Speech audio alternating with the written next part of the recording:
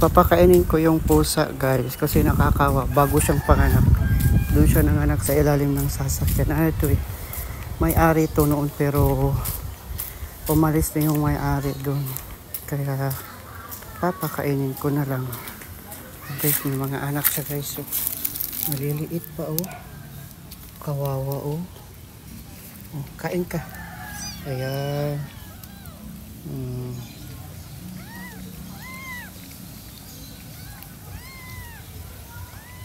Diba? Ang cute pa naman ng mga anak niya oh. Andito to sa ilalim ng sasakyan tapos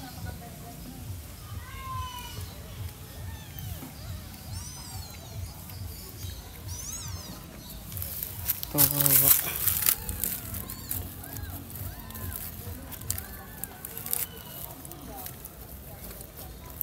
May puti siyang anak. Yan na yung cat. So cute. Maliliit to eh. Ayan oh.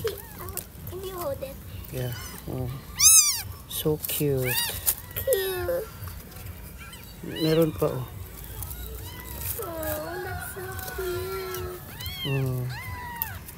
Cute. That's the cutest thing ever.